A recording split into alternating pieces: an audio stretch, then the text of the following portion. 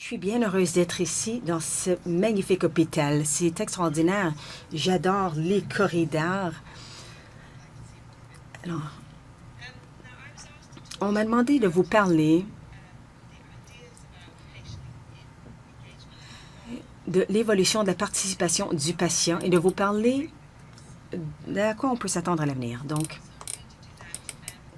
c'est ce que je vais faire aussi rapidement que possible. Et je m'excuse si je passe à travers ma présentation rapidement, mais je pense qu'on a un peu de contrainte de temps. Donc, je vais vous donner une brève histoire de la participation du patient, une réflexion qui se développe. Alors, lorsqu'on implique les patients dans leurs soins et l'amélioration de la qualité et la coproduction et la co-conception.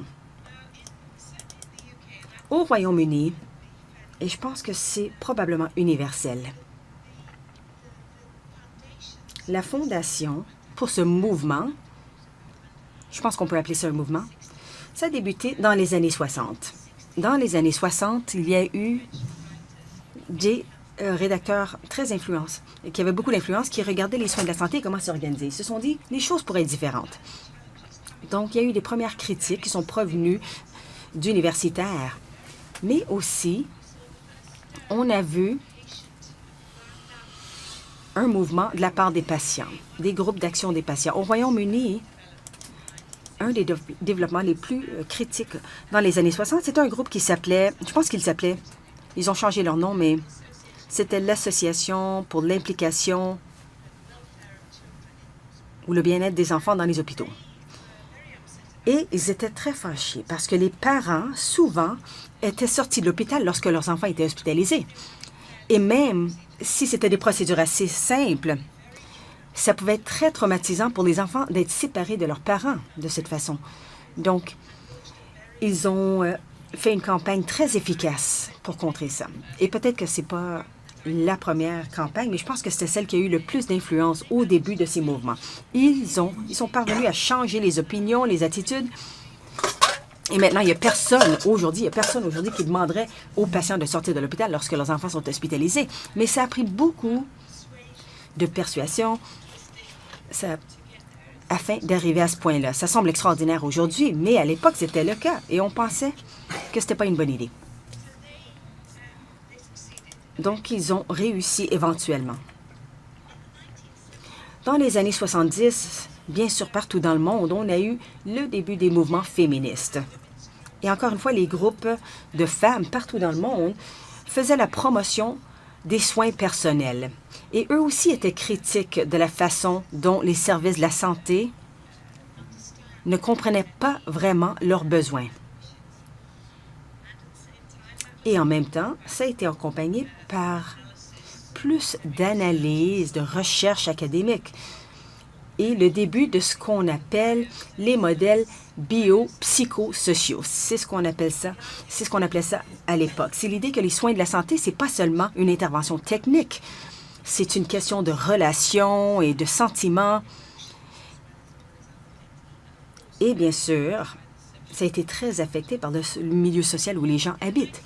Dans les années 80, on a commencé à parler de la centralité du patient et des mesures. Alors, mesurer les expériences des patients, mesurer les résultats. Et on travaille encore là-dessus, mais les idées sont survenues dans les années 1980. Et dans les années 90, en Europe, il y a eu un gros mouvement pour se concentrer sur les droits et les chartes des patients et d'encourager les patients à vraiment défendre leurs droits. On a aussi vu le début d'une nouvelle façon de gérer les soins publics et il y a eu plus de concurrence et de choix.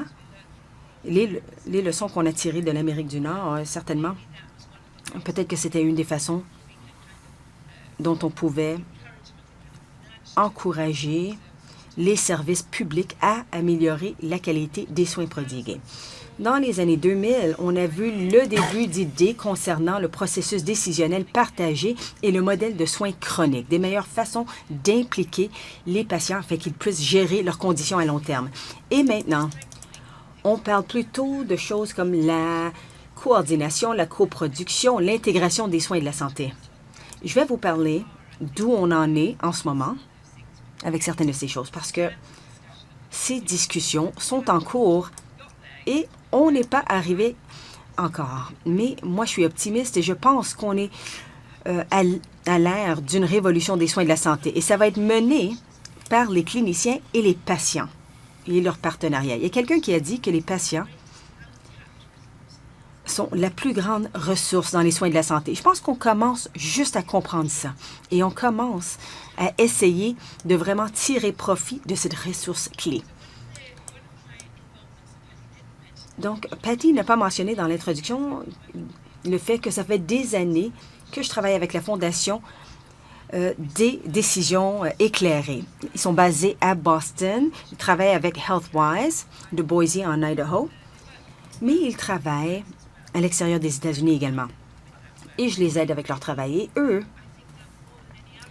plus que toute autre organisation, ils essaient de promouvoir ces idées de processus décisionnel partagé. Mais ce qu'on voit également au Canada, c'est très important également. Les gens comme Annetta O'Connor et Dawn Stacy à Ottawa, France Légaré à Québec, elles ont été des vrais leaders dans ce mouvement international de vraiment impliquer les patients de façon plus active lorsqu'il est question de prendre des décisions concernant leurs soins. Il y a une définition pour ça, mais je ne vais pas vous la lire, mais je pense que vous connaissez sûrement les idées. Mais l'idée au cœur de tout ça, c'est qu'à chaque fois qu'on prend une décision médicale, il y a au moins 2 sources d'expertise. Et le partage de l'expertise, c'est une question de rassembler ces experts. Donc, d'un côté, on a le clinicien. C'est un expert dans le diagnostic, dans l'étiologie de la maladie, dans le pronostic, les options de traitement et les probabilités liées aux résultats du traitement. Alors ça, c'est l'expertise du clinicien. Et lorsque je parle du clinicien, je parle de tous les cliniciens, les médecins, les infirmiers, les infirmières, les thérapeutes, etc. Une source d'expertise qui est essentielle. Mais les patients et les proches des patients sont aussi des experts et ils ont aussi beaucoup d'expertise qui nous est essentielle. Le patient, et seul le patient sait qu'est-ce que c'est de vivre la maladie dans leurs circonstances sociales particulières. Et c'est seulement eux qui connaissent leurs propres valeurs, leurs préférences et leur attitude face au risque. Donc, on ne peut pas prendre une bonne décision sans se servir de ces 2 sources d'expertise. Et si on ne se sert pas de ces 2 sources d'expertise, les décisions seront de piètre qualité. Ça va être la raison principale pour laquelle on donne des soins inappropriés.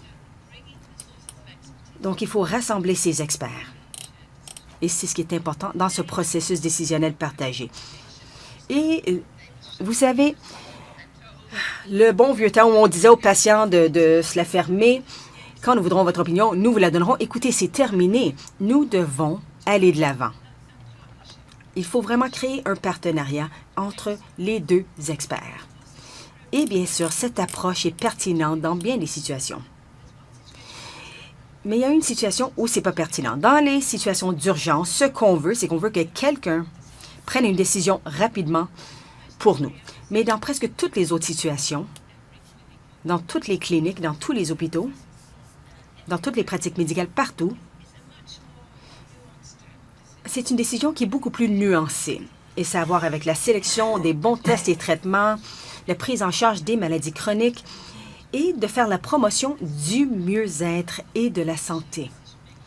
Alors, le processus décisionnel partagé est central à tout ça. Et afin d'y parvenir, les patients ont besoin de bonnes informations. Ils ont des questions très légitimes, comme « Quelles sont mes options? Quels sont les avantages et les risques possibles des traitements différents de ma condition? Et quelle est la probabilité de ceux-ci? Qu'est-ce que moi, je peux faire pour m'aider moi-même? Et que pouvez-vous faire pour m'encourager? » Ce sont les informations que les patients veulent. Et la bonne nouvelle, c'est que c'est possible de leur donner ces informations-là. Et la raison pour laquelle ils veulent ces renseignements, c'est que souvent, ils ont des décisions très difficiles à prendre. Ils doivent faire des compromis. Et souvent, ces compromis peuvent avoir un impact sur les traitements. Donc, un traitement typique Ça, c'est une situation qu'on voit souvent. Bon, on a des traitements différents. Les changements de style de vie, les médicaments, les appareils et les chirurgies. Et ils ont des niveaux variés d'efficacité, mais souvent, ils ont aussi des niveaux de risque différents.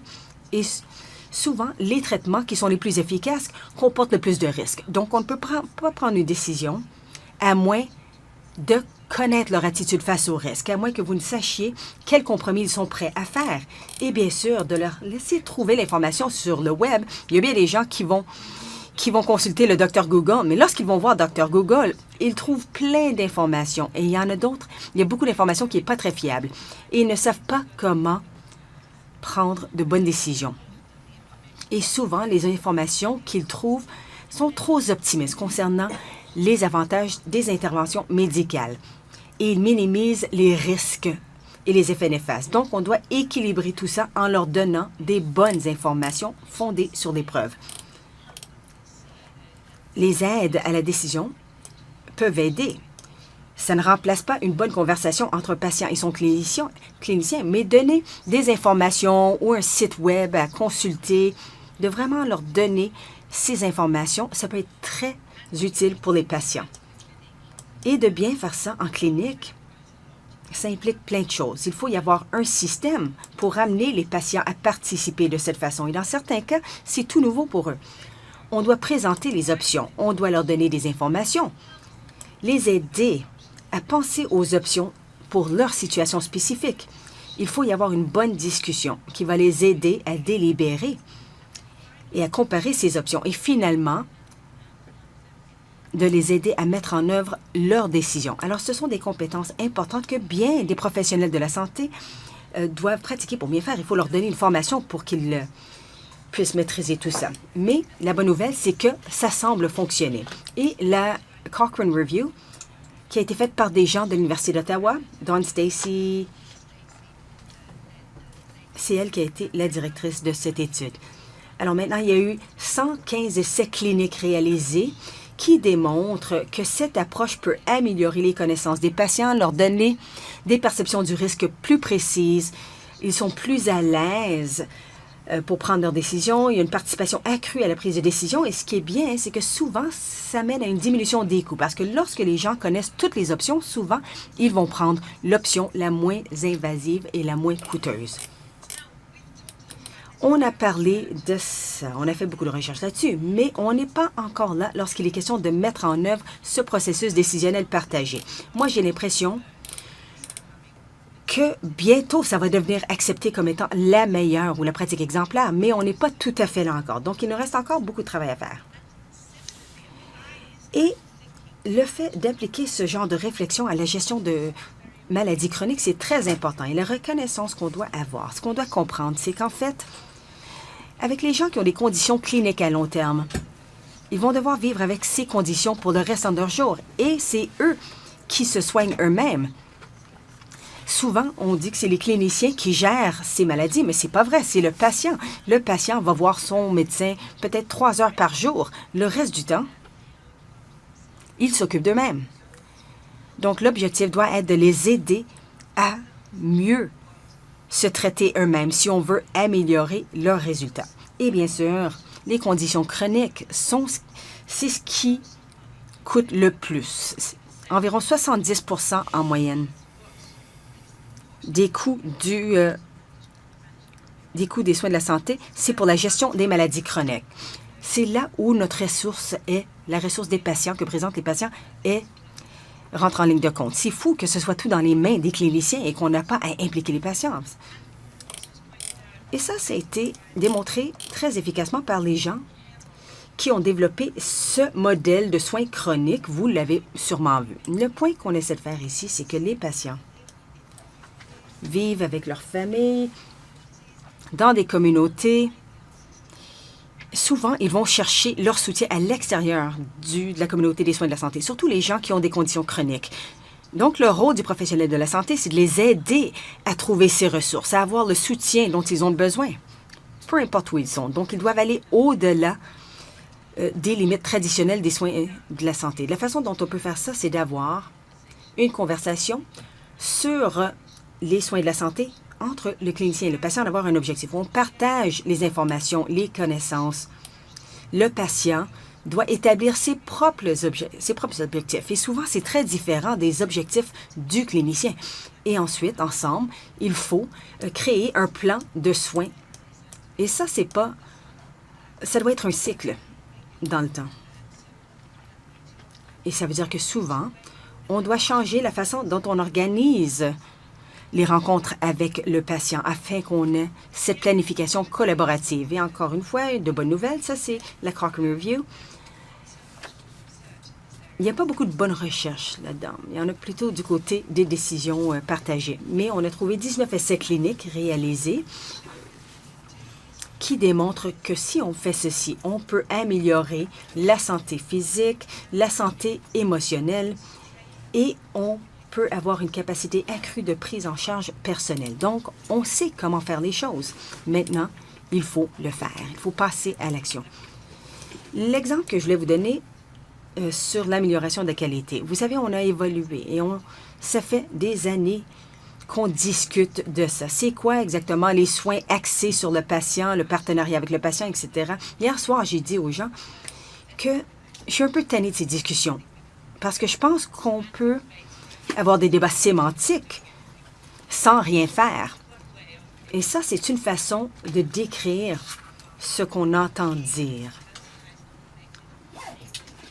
Bon, alors des soins qui respectent la dignité des gens, des soins personnalisés dans la compassion et le respect du patient. Et ça, été développé par le Health Foundation. C'est une organisation au Royaume-Uni. Et ça, je suis d'accord avec ça, mais là, il faut passer à l'action. Et une des façons dont on fait les choses, c'est en essayant de mesurer. Et on fait beaucoup de mesures dans tous nos pays. Récemment, on a publié ce livre qui décrit les façons dont on peut mesurer l'expérience des clients, des patients. Et on sait que c'est important parce que la recherche nous dit que c'est important. Les gens qui ont de meilleurs soins, ils sont plus nombreux à respecter le traitement et les recommandations sont moins nombreux à mourir.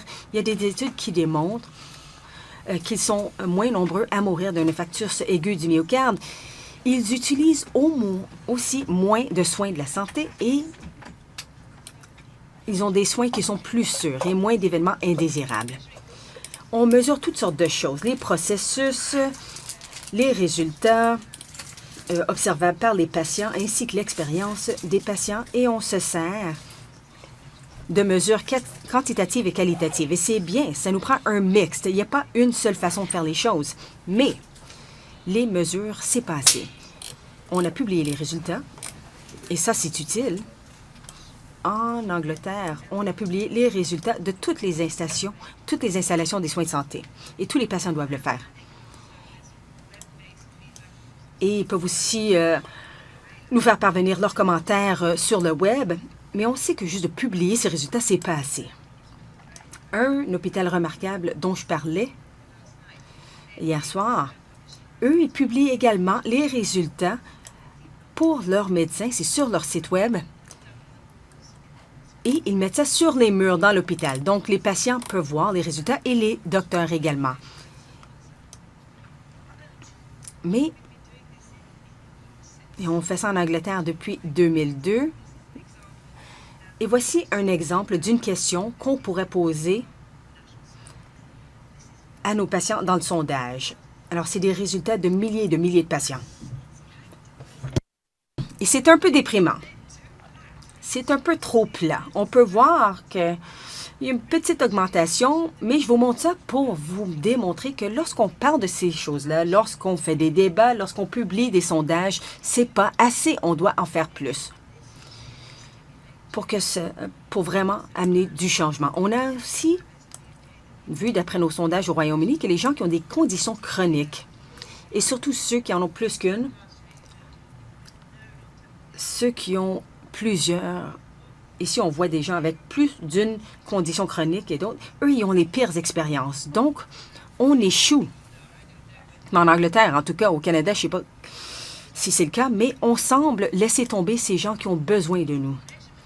Donc, la mesure ne suffit pas, l'évaluation ne suffit pas, et la façon dont on peut améliorer les choses, c'est vraiment d'impliquer les patients dans le processus. Et je sais qu'il y a beaucoup de choses très intéressantes qui se passent ici. J'en ai entendu parler hier et j'ai bien hâte d'en entendre plus aujourd'hui. La coproduction, c'est là où on en est en ce moment. On se concentre là-dessus. Comment est-ce qu'on peut impliquer les gens afin de vraiment faire une différence, afin de prendre ces apprentissages et les mettre en pratique? Et il y a eu un article intéressant qui a été publié dans le BMJ. Et alors, ils disent que la coproduction, c'est un mot dont on sert souvent, mais ça n'a jamais été bien défini. Et en fait, si vous voulez une description, je vous recommande d'aller voir ça. Lui, il a fait un point important. Les soins de la santé, c'est un service et non un produit. Donc, ce qu'on essaie de faire, c'est différent de ce qu'on pourrait voir dans le monde commercial. On essaie vraiment, vous savez, si vous avez un service, vous impliquez les gens qui reçoivent le service. Ces gens-là jouent un rôle essentiel dans la qualité du service. Donc, vous devez travailler ensemble avec ces gens. Et c'est sa définition de la coproduction. Mais vous devez aller lire l'article pour tout comprendre. Et une des façons dont on peut faire ça, c'est ce qu'on appelle la co-conception fondée sur l'expérience. C'est une question d'en apprendre sur les gens dans les écoles de conception ou de design. Comment est-ce qu'ils peaufinent leurs produits? On commence au début. On va chercher l'expérience des gens. On se sert de l'expérience des gens. Et il faut comprendre comment ils réagissent à ces choses-là de façon émotionnelle et de façon pratique. Et ensuite, on bâtit sur cette base. Et j'ai de très beaux exemples de ça ici. Mais on va faire face à des obstacles et des défis. Le plus important de celui-ci, c'est les attitudes, à mon avis. Les attitudes des gens qui travaillent dans le domaine. Les attitudes des patients, ce n'est pas un problème en général. Si vous offrez quelque chose de mieux aux patients, la plupart des patients vont être heureux. Mais les professionnels de la santé, souvent, ils hésitent à faire les choses différemment. Donc, il faut changer les attitudes des professionnels de la santé afin d'aller de l'avant et d'avoir une approche de partenariat. Le temps et les ressources, c'est toujours un problème et un défi, mais on peut surmonter ces défis. Et les systèmes inflexibles, on peut changer ces systèmes. On n'a pas toujours à faire les choses de la même façon, mais la culture clinique, c'est l'élément le plus important. Les cliniciens doivent vouloir faire les choses de cette façon parce que c'est une meilleure façon de faire les choses et ça va être avantageux pour leurs patients et c'est ce qu'on veut tous. Pour y arriver, ça nous prend une stratégie de changement qui va fonctionner. Et on sait ce qui va fonctionner. On sait qu'un leadership solide et convaincu, c'est absolument essentiel. Des champions dévoués, des gens qui peuvent se dédier à ça à temps plein. C'est un emploi à temps plein. Et la participation active des patients et des familles, bien sûr. Ça nous prend des objectifs clairs. Il faut être très clair sur ce qu'on veut faire. Et y penser. Il faut passer du temps à y penser avant de passer à l'action. Il faut mettre l'accent sur le personnel. Avoir une capacité au sein du personnel. Si le personnel est heureux, les patients vont être heureux. Et lorsque les patients sont heureux, le personnel est heureux. Donc, c'est l'approche qu'on doit avoir. Il faut avoir les ressources appropriées. Donc, il faut qu'on appuie le personnel. Il faut qu'il soit bien formé, bien éduqué, et ça nous prend les ressources. À long terme, je pense que c'est comme ça qu'on va pouvoir économiser de l'argent. Mais à court terme, ça nous prend des ressources. Et bien sûr, il faut avoir plus d'évaluation de la performance, plus de rétroaction pour voir comment on s'en tire et pour continuer à s'améliorer. Et l'objectif, à mon avis, et je suis assez optimiste qu'on est dans la bonne direction, qu'on s'en va dans la bonne direction, c'est qu'il faut couvrir tous ces éléments. J'ai décrit ça dans un livre que j'ai publié en 2011. Il faut que les patients soient impliqués dans tout, dans les processus d'amélioration des soins, dans donner de l'information, la sélection des traitements, de renforcer les soins personnels, de rendre les soins plus sécuritaires, la participation des patients dans la recherche, dans la formation des professionnels.